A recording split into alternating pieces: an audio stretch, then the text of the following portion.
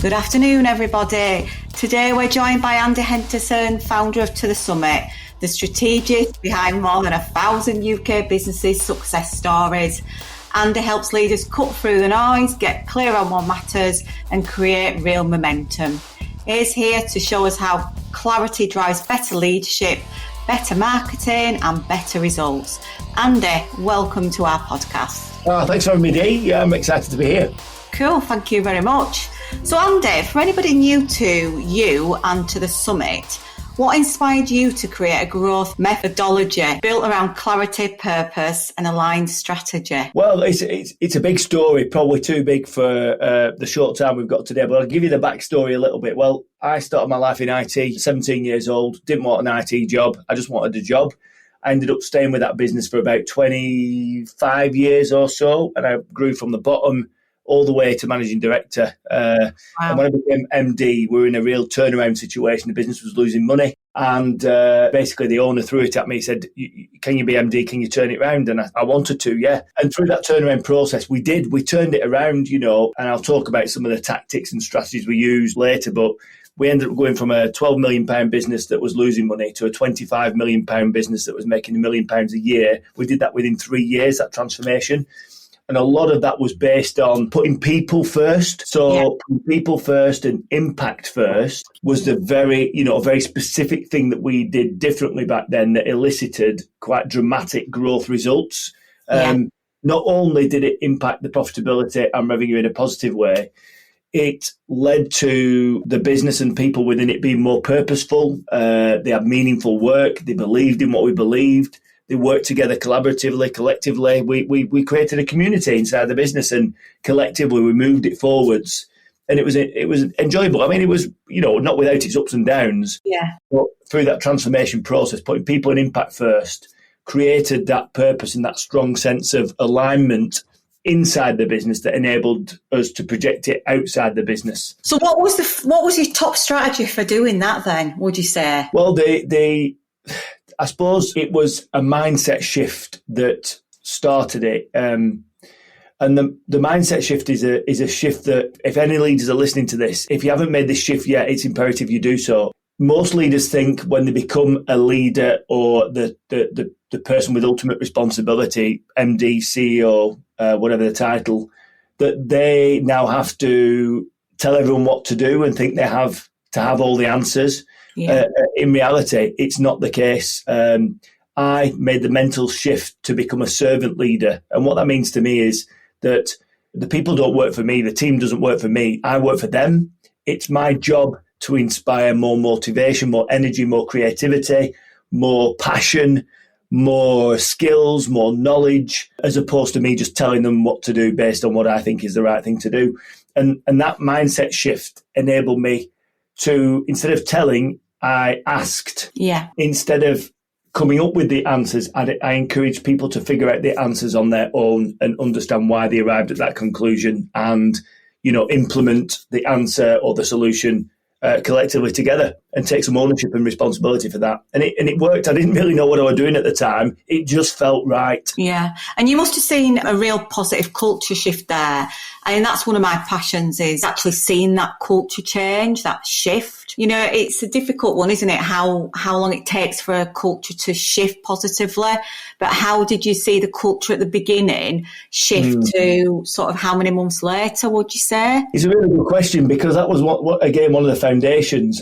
At the time, I didn't really understand what culture was. I understand how it felt today at that moment inside the business, and I knew it didn't feel right, and I knew what I wanted it to feel like, and I knew what I wanted people to behave like, but I didn't really understand the word culture and what a good culture was and what a bad culture was, and I certainly didn't understand how to create a framework to evolve the culture from one that was relatively toxic to one that was like high performing and very purpose driven. And one of the things that I did, and it was almost by fluke, serendipity, coincidence, whatever you want to call it, at the start of that transformation, when I was at my lowest ebb inside that business, when I felt like I was losing belief in myself, I had a knock at the door. It was a guy called Mike Wilson. And he said he was from Propel to Grow or Boost or something. And we sat down and I pulled my heart out a little bit. And he said, well, the good news is, Andy, we've got £3,000 worth of free money here. We can help you grow. And I was like, wow, yeah, what do you do? And he said, well, two things. He said, I want to align you to like a bit of a consultant to do a couple of days with you, but also I want to introduce you to a guy called Steve Smith. Now, Steve Smith had a business. It was called Scan Capture at the time, but more latterly it's called Anthem Engagement. And he came in and we had to be really brave. And I kind of knew what some of the people would say, but Steve was an expert in employee engagement and doing surveys to find the truth inside organisations, what was really going on, what the people thought. Yeah. We instructed Steve to design a very deep survey that was to be sent to all the people to fill in and share their feelings and thoughts about the company. And we deployed that. The majority of people answered it, and the results were quite cutting, quite scathing. So can I ask a question on that, actually? Because my experience in staff surveys is that take-up's very limited. Did you use Anonymous or not? Initially, it was Anonymous because we felt that we wanted people to share what they really thought without fear of them being there being some sort of retribution or finger pointing. So, but I'll explain more later. But as we did surveys year on year, we personalised them so people put the names to it because they knew that we built enough trust between the team, between everybody, that they could put the name to it and nothing bad would happen. That's what it's all about, though, isn't it? It's that building of trust, and it takes time. So the first survey probably wasn't as much take up as much as it kind of went on. Is that right? Steve was very surprised at the take up. That proved to me that people were passionate and they wanted a voice, and they didn't have a voice before.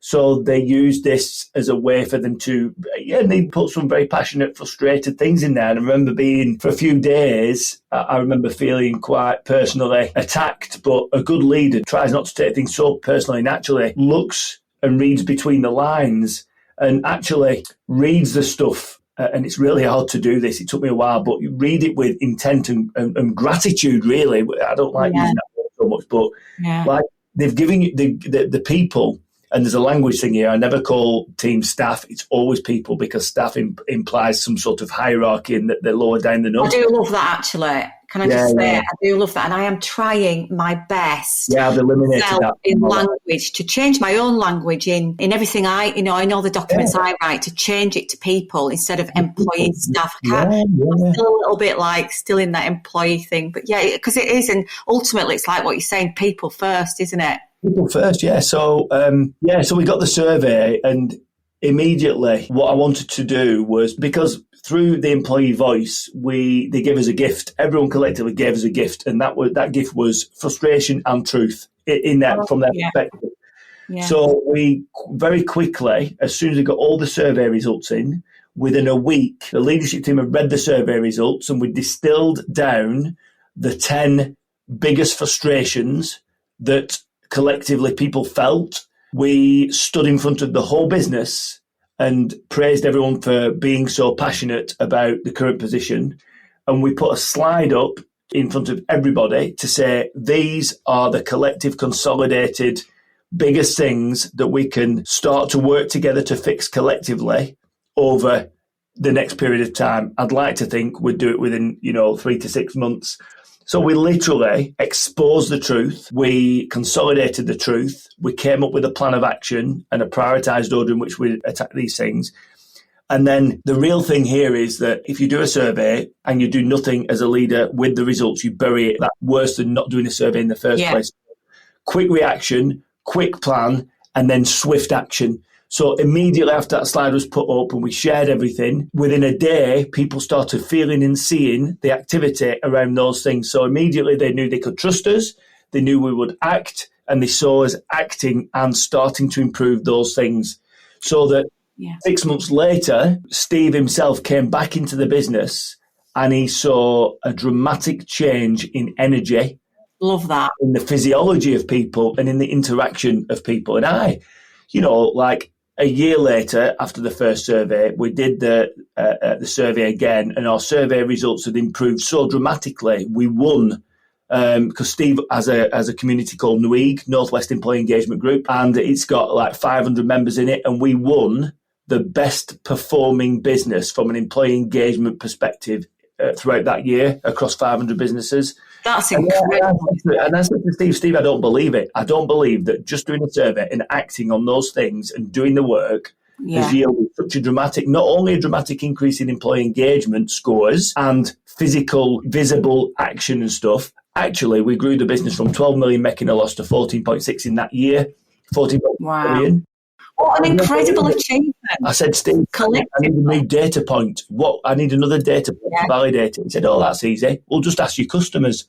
So then we did a customer survey, and the customer said, things have changed. What have you done? I feel it. What have you changed? So we triangulated the data, and it told us if we looked after our people and acted on their frustrations and asked them questions and listened to and valued their voice, the knock-on impact to customer experience was dramatic. And so one of their pain points, I'm guessing, was communication. Yeah, it was top 3. Yeah, 100%. Yeah, it always is, isn't it? It absolutely always is. Yeah. Well, what an amazing story. I love that. That's such an achievement for collectively everybody involved, wasn't it? Yeah, it was massive. I mean, as we all do with hindsight, you have slight rose-tinted glasses on. I mean, it wasn't without its dramas. Some people stayed the test of time. Some people had to go. But every decision was made and every decision was consulted with and every perspective and point of view was listened to. Didn't mean to say we had to act on every single one, but collectively we did. And the result, the feeling, the culture, the results, everything shifted positively. So just demonstrating how culture isn't providing fruit on a Friday then, eh? Absolutely. That has no dramatic improvement. If you've got a culture, table football, dartboards, fruit on Friday does absolutely nothing. I know. There is a lot of hard work and there's a lot of preparation, there's a lot of collaborative conversations to have when you're doing something like that. So that's amazing. I mean, you talk a lot about strategy, messaging, marketing. Yeah. So where do you think those big businesses or, any business really, where do you think they go wrong with aligning that? What do you think they're not doing in the right order or? I think as businesses grow and you end up with a board of directors, you almost forget the emotional energy that brought you to the table in the first place or enabled you to go through the ranks to become that or want to be employed by this organisation. And you forget that and you get, as a leader, you often get buried in the day-to-day and that becomes like hamster wheel type stuff. And you forget the vision, you forget the purpose, you forget the emotional connection to the impact you're trying to create and you're just doing a job. And as a result of that, real communication stops. Real, authentic, honest communication between leaders stops. And once that stops in the boardroom, it stops across the whole business. And the business ends up being fractured to such a degree that it can't move forward at risk of it breaking. So when we talk about business strategy, that is an internal problem that solves. And that problem is misalignment and lack of direction. When we create a strategy with a business, it massively creates alignment from the top down, right throughout all the organisation, top to bottom, left to right.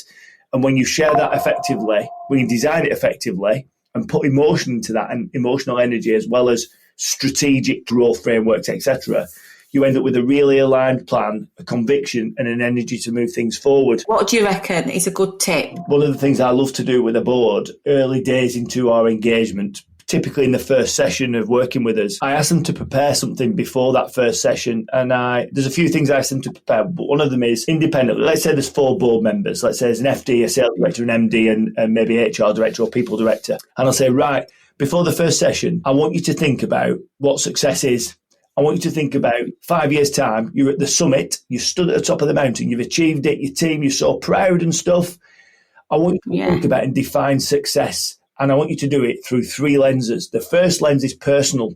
If you're going to put blood, sweat and tears into this to grow in the right way, what do you want out of it? And I want you to be selfish about it because sometimes as people first leaders, you find it hard to think about your own needs because you always put everyone else's needs before you.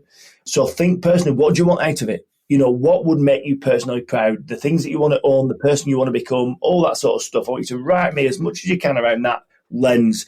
Then I want you to think about the business. 5 years' time, you stood at the top of the mountain, you're looking down on the business, I want you to describe what that looks like to give you a sense of pride. You know, have we got multiple sites? Are we operating in different countries? How many people have we got? What skills have we got? What does it feel like when people come together and work together?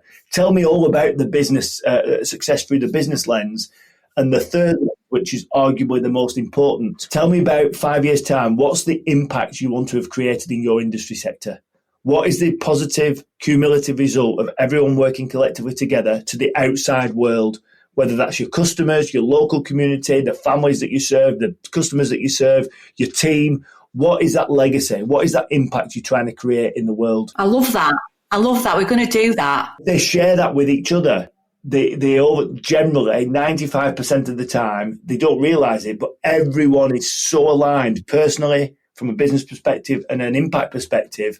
And it's a magical moment where it brings everybody, not only practically together, but emotionally. They're back where they started, like newborn children, ready to take on the world again. Do you know what, Andy? I love the fact that you keep using the word magic, not just in here, but me and you have had convos before, and and one of my favourite words is magic. So thanks for bringing that in again. I do love it. And I love this whole to the summit, looking down on the mount, you know, from the top down. I love that. And we're definitely going to do that, because I think that will be brilliant for us as a team as well. Awesome. So yeah, that's absolutely fabulous. So I think we've kind of talked about leaders being stretched thin, that strategy lives in their head. And I think you've probably touched on a lot of that. Actually, that's one of my questions. But I think this is another question on the back of that, is what impact on the wider team do you feel it has if strategy is in the MD, business owner or leader's head? Oh, it's hugely frustrating for everybody, because from the MD's point of view, he just thinks that no one understands him, no one does what he wants, he has to tell everyone what to do, no one's got any initiative, no one can make any decisions, every single decision, problem, challenge, opportunity lands on his desk or her desk to fix. Well, what do you expect? If no one understands where they're going, how do you expect them to make a decision about how to get there if they have no idea? So basically, they're all doing a job, hoping they're doing it okay, because they'll probably never get any recognition for doing a good job anyway. They don't know what a good job looks like. They just get through the work, and hopefully it's good enough to get paid at the end. And also, I don't know whether you agree with me on this one, but I'm pretty clear that actually it doesn't matter whether you're a small, mid-sized, massive business, that actually this is still important, even for a small business, to have that strategy, that foundation, that, you know, that plan. Yeah, it's important, but it's also important to recognise that plans change. We live in quite an uncertain world. But having a vision of the future, understanding what you want success to look like personally from a business perspective and an impact perspective, having that vision of what you want this to be like in the future, and then reverse engineering that to almost today by putting yearly markers in place that you can define. You know, you define your almost like your 3 to 5 year like nirvana, and then you go, if that's then, what does it look like in year 4 that hasn't quite got there? What improvements have we made? What are we proud of there? And then what about year 3 and 2 and 1? And then you look at where you're at now, and you look at the next year ahead, and you think, if I can achieve that from a personal business and an impact perspective in year 1, brilliant. We've got foundations for growth in year 2.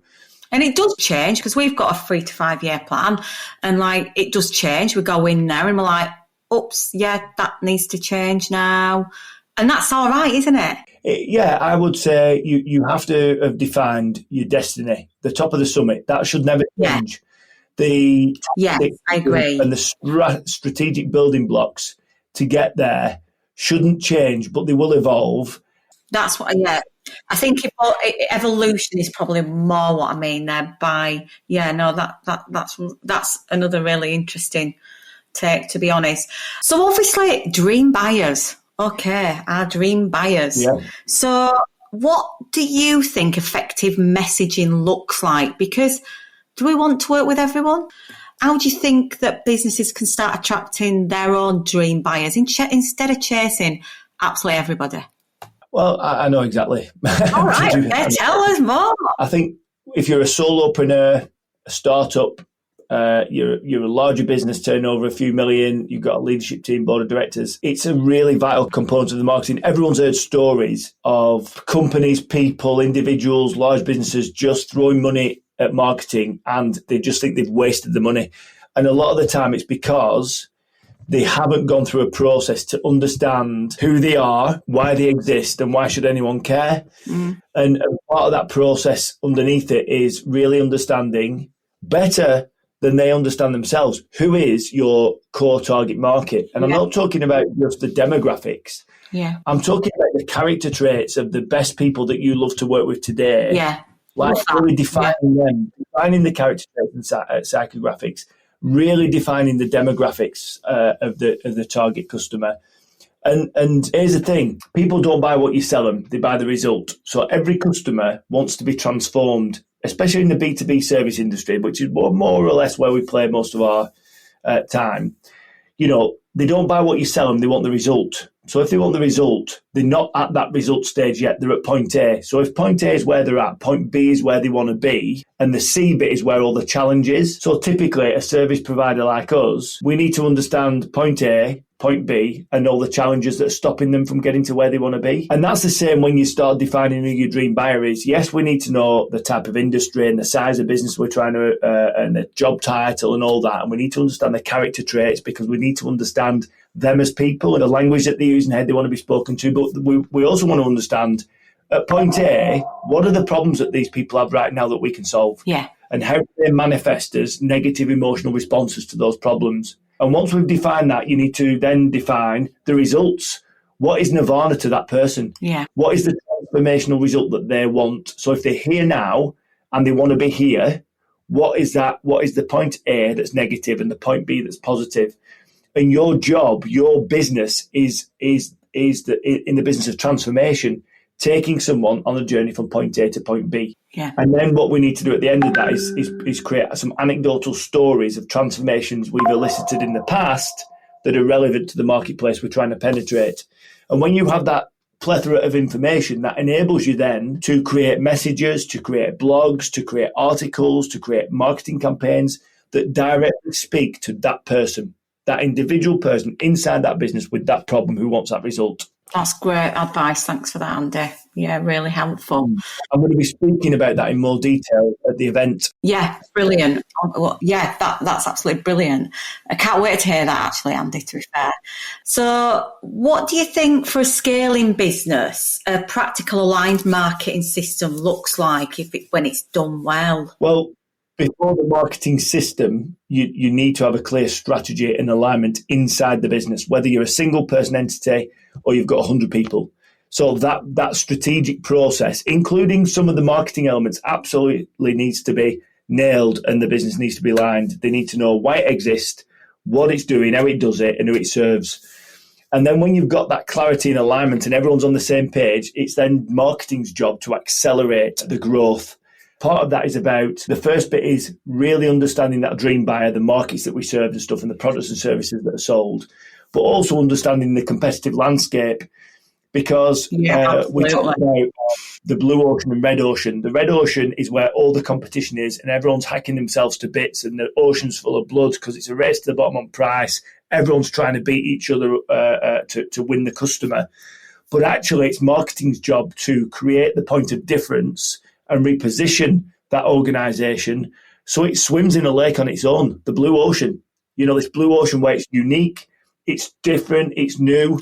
And when you take the blue ocean message for that particular business and aim it at the right kind of customers, they just want to join you. So it's magnetising the right people towards you. So they come because they believe in what you believe. Yeah, we've been doing a lot of work around that over the last, 18 months, to be honest. So it kind of really resonates with me. We do all this in 8 weeks. Right. But we've kind of that's interesting, but we've kind of been building our strategy and focusing on that dream buyer, probably more than we needed to do, to be honest, Andy.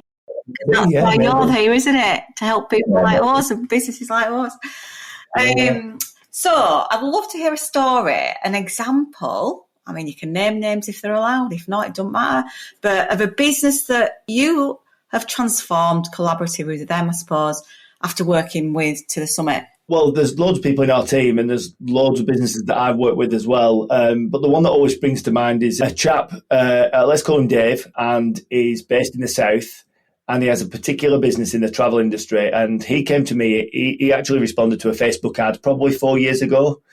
And We met online. We liked each other. He loved what I had to offer and my approach. And we've worked together for 4 years. And his business has gone from, let's say, broadly £1 million to 8 million in 4 years. And he's taken on board everything we've got to offer from a strategic and a marketing perspective. And we've become good mates. And his results have just, and to get that level of growth with only one extra person in his team has been phenomenal.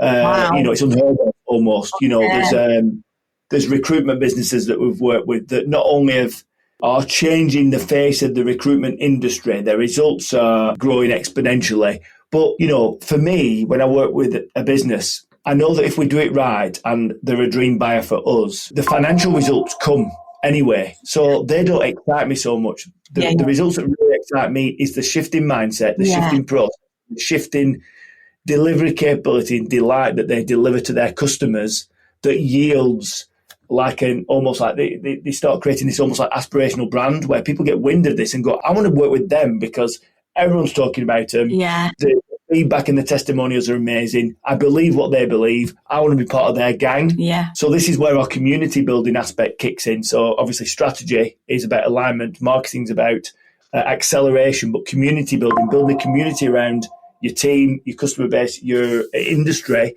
leads to an aspirational brand where people want to join you to work with you because they believe what you... How can you expand on that a little bit more, that community? There's much more depth to this story. Like, community is about belonging, and it's about belonging with purpose. Now, when I was young, I didn't belong anywhere. I always looked at people who belonged together and looked at them like a voyeur looking and going, oh, that looks nice, but I don't belong.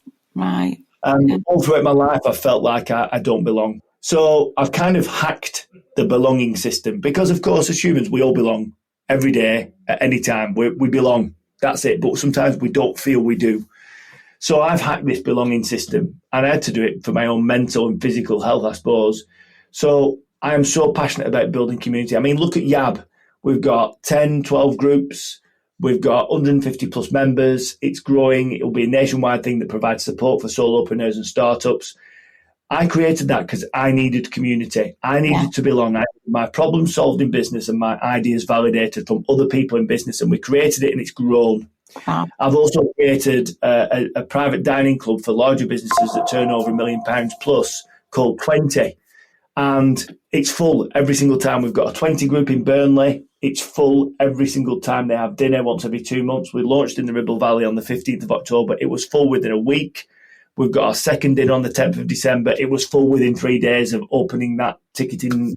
What's your secret? Well, because everything we build is from here, from my heart. It's like, if I need it, if we need it, then others must too. And if we're developing solutions that work for business from inside of our own DNA, not thinking commercially about it, just thinking, look, people need this. The government aren't supporting us, and we'll probably hear more about that in the budget today. We get no support from anyone. It's a hard job running and growing a business and looking after all our people. Where do we get support from? Well, from each other. It's easy. Yeah, no, I get it. Together to support each other, to grow, whether we're having a good time, a bad time, or we just need some help and advice. Yeah. And that's why Craven is, obviously we have our annual expo, which was, I think it's our fourth one next year. And it's really successful. Everybody's loved it. That's actually at Coniston this next June. Yeah, and it's beautiful up there as well. It's an amazing venue. And we had such positive feedback. We've made friends through it. Also, we've got our Business Bees. It's only our second quarterly meeting, which is at Ultimate in Crossroads Keighley. What I would like to ask you a little bit is how we'd love this to be a success. We all network, we kind of know the basics, but have you got any good points on how we can make this quarterly event a success, not just for us, but for everybody who's involved? I mean, obviously starting with you, Andy, our second speaker. I think the big mistake that anyone makes from a marketing perspective, a community building perspective, an event curation perspective, a networking thing, a big thing that everyone makes a mistake of is they think more about their own company and providing this thing than the people that are actually going to come. Right. Okay. Yeah. There's a lot of internal thoughts of we could do this, we could do this, we could do this, but actually, those people want that? Yeah. You need that. Yeah. Going to attract them? Is it going to magnetize them to it? And then you get this weird thing where you're chasing people and you're going with desperation, trying to get people to come, which is no good. The idea of building something that people need is that you've really analysed their needs. You've got a really strong hook and message. You've got great content that's going to blow them away and give them so much value. They're going to keep coming back and tell their mates. And a week after launching it, it's full. We have got a magical process that I was taught from global experts at building communities of practice. There's a 5-step thinking framework to build any sort of community or even bring people together to a regular event. If you'd like me to share that with you, I will do. I'd love you to share that, Andy, please. That'd be fabulous. Because it's all right us thinking, we want it to be a success, obviously, for everybody who comes, but also for us as a business. But we want it to be what they want it to be. Yeah, okay. So if you really intimately understand your dream buyer, the way they think, the way they feel, the challenges that they have, the results that they want, if you can put yourselves in their shoes, then use this 5-step framework to design and define your event and what they're going to get out of it, then it will be a huge success and people will be rushing to make sure they get a place on the next one. So 5 steps. First step is you need to be really clear on the immediate value that anyone coming will get even before they've turned up.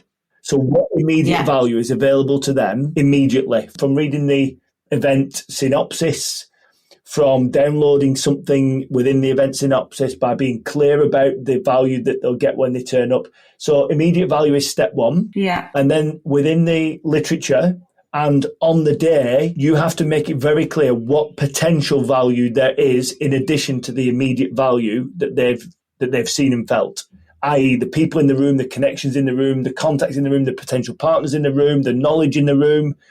All that potential value, you need to be clear about it upfront in your marketing literature, and they need to see it and feel it during the session. And you need to be clear whether you're doing slides or someone speaking, talk about the potential value. Yes. The third step is what they need to do with that potential value. So this next step is called applied value. So what do they need to do? What's the application that they need to do? What's the action that they need to take with the potential value to make sure it hits the 4th step, which is realized value? If they get the immediate and potential value, they do something with it, what is the value they're going to get? What is the result they'll get from doing the thing that you need them to do to experience the true value of what you're offering? Yeah. And the final step, the 5th step, is in the next session, so the next meetup, whether it's quarterly, weekly, monthly, whatever, you need to encourage somebody who's experienced the immediate potential, they've applied it, and they've realised the value, encourage them to come back and tell a story of the experience they've had and the value that's been delivered to them via this community event. That is really good advice. I'm going to go away and that is brilliant. Thanks, Andy. I mean, I think for the end of this, really, bearing in mind the budget is upon us all, bearing over our heads at the moment, isn't it? If you could give one piece of strategic advice to MDs, CEOs, business owners, leaders, whatever, heading into the next year, 2026, what would it be? Just have a plan. Define the vision, reverse engineer it, and create a plan for the next 12 months that you feel. You've got to feel it. If it's just a bunch of words and a bunch of numbers on a piece of paper, you've got to build a plan with some emotional energy in it, because that will increase your ability to execute, your motivation to execute, and the results you'll experience whilst executing the plan. Fabulous, thank you. Okay, well, that's the end of our podcast today, Andy. It was really, really helpful. Thank you. Honestly, you've left me with some things to think about and share with the team. So much clarity and practical advice, really, in that one conversation. I mean, for anybody listening, if you'd like to connect with Andy, just search Andy Henderson. I'll put his details in the notes. And remember, he's our guest speaker at the next Business Bees on the 7th of January. I'll also share the notes in there. So, thanks so much, Andy, and have a good rest of your day. Thank you very much. See you soon. Thank you.